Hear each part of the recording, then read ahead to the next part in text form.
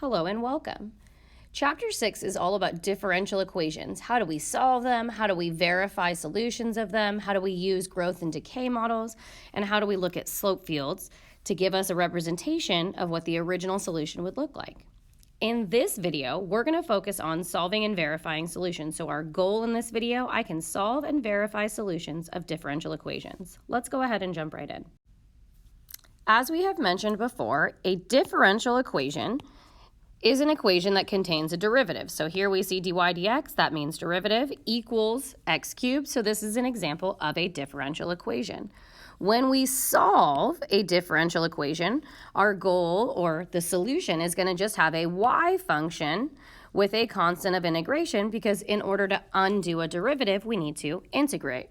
This is called a general solution. We'll also talk about in future videos finding a particular solution if we're given a value. So if we look at this example down below, dy dx equals sine of 2x. In order to get rid of the dy and the dx, we need to be able to integrate.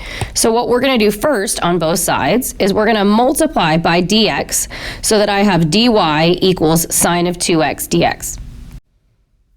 Then we're going to ask ourselves, how do we undo derivatives? Because I want to undo or get rid of the dy and dx, and we do that by integrating both sides. So we're going to integrate both sides with respect to the variables. So on the left side, dy, if I integrate 1 dy, I'm going to get y. And on the left side, if you need to use u substitution off to the side, you can go ahead and do that, and I will show that work in just a minute. But the antiderivative of sine of 2x is going to be negative 1/2 cosine of 2x plus c. But let me go ahead and plop the u substitution version of that off to the right. And there we have the work if we're doing u substitution. So something to notice here is that we started with derivatives, but we integrated. So our final answer, or the solution of this differential equation, is y equals negative 1/2 cosine of 2x plus c. And this plus c means that this is the solution to every differential equation whose derivative is sine of 2x. That's what plus c is. If we had a condition, we could plug that in for x and y, and we could solve for c.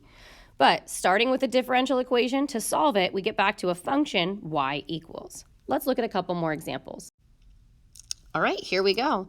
On number 2, we're given the second derivative, and our ultimate goal is to get y equals. That means we're going to have to integrate twice in order to get rid of 2 derivatives. So we're going to integrate y double prime, and I'm going to put a dy here. And we're going to integrate x to the 2x, and I'm going to put a dx here. When we integrate on the left-hand side, that's going to give us y prime. When we integrate on the right-hand side, that's going to give us 1/2 e to the power of 2x plus c. And let me go ahead and put the u substitution work off to the side in case you need that. All right, there we go. Now, since we started with the second derivative, we actually have to do all of this again. So we're going to integrate both sides again. I'm going to put a dy here and a dx here. When I integrate on the left-hand side now, I'm finally going to get y. When I integrate on the right-hand side, I already did the work for e to the 2x. So I'm going to have the 1/2 that was already there. And then when I integrate it again, I'm going to get 1/2 e to the 2x. That's just doing all this work again. Plus, when we integrate c, which is just a constant, that's going to get an x value. And then we need a new constant to hold the place for a new value that could have had the derivative of 0. So I'm going to give it a subscript and call it c sub 1. And then I'm going to clean this up. 1/4 times e to the 2x plus cx plus c1. And there we have the solution to this differential equation. Why don't you go ahead and pause the video and try and do number 3 on your own. So separate the dy and dx, integrate both sides, and make sure your final answer is y equals and has a constant of integration. Then unpause the video and see how you did. All right, here we go. When we integrate dy, or 1 dy, we get y. When we integrate 1 over x, we get natural log of the absolute value of x plus our constant of integration.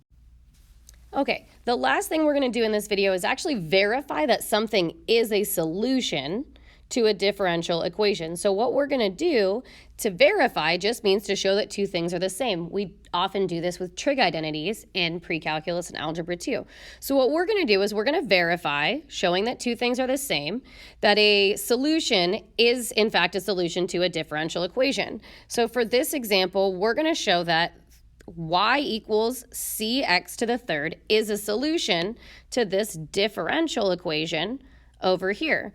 So what we can do is we can actually figure out what is y prime, because we know what y is. We can plug y prime and y, which we also know what y is, in and actually see if this simplifies down to be 0. So step 1, let's go ahead and take the derivative of what we see. If I take the derivative of some constant times x to the third power, I'm going to get 3 times that constant x squared.